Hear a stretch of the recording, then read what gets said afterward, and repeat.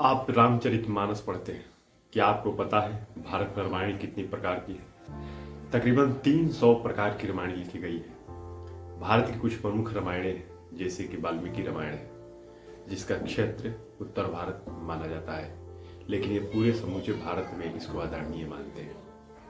इसके बाद अध्यात्म रामायण है, जो पहले केरल दक्षिण भारत में पॉपुलर था। पूरे भारत में इसका प्रभाव बाद में पड़ा।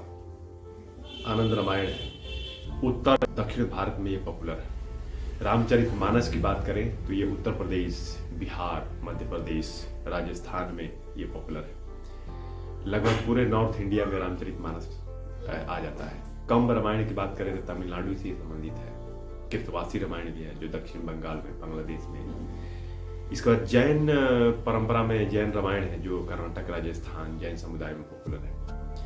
आप अधिकांशतः रामचरितमानस का पाठ करते हैं और यही सबसे ज्यादा लोग समझते भी हैं। ये अवधी भाषा में है और अवधी भाषा जो है डोमिनेंट डायलेक्ट है हिंदी भाषा की। इसी कारण से सबसे ज्यादा ये पॉपुलर है। रामचरितमानस में ये लिखा गया है, एक लाइन है, बड़े भाग्य मानुष तन पावा, सुर दुर्लभ सद ग्रंथ गाओ, साधन धाम मोक्ष कर द्वारा, पायने जही परलोक सवारा। रामचरितमानस में गोस्वामी तुलसीदास जी कहते हैं कि मनुष्य का तन हमें बड़े भाग्य से मिला है और ये देवताओं को भी दुर्लभ है, क्योंकि ये एक ऐसा साधन है जिसके माध्यम से मोक्ष की प्राप्ति होती है। तो क्या हम मानते हैं कि ये शरीर मोक्ष पाने का एक साधन है? यानी हम हमारे शरीर नहीं है, यानी हम हमारा नाम भी नहीं है। एक तरफ हम मरते रहते हैं कि हमारे पास खूब पैसा हो, हमारा अपना परिवार हो, अपना हमारा कहा माने, इज्जत मिले, लेकिन सच तो कुछ और ही है। हम असल में कोई और है।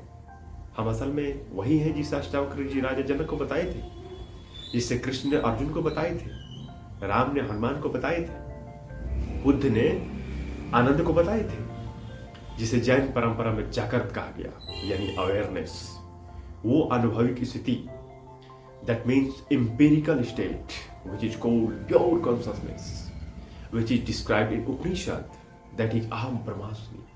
That means ultimately I am the part of that pure consciousness of the supreme power. अर्थात अंततः हम सभी उसी प्योर कॉन्शसनेस या सर्वशक्तिमान का अंश हैं, जिसे सारा जहां बना है। यदि कुछ जरूरत है तो ध्यान विधि से उस माहौलियत को जानने की जरूरत है, उसे पहचानने की जरूरत है। धन्यवाद।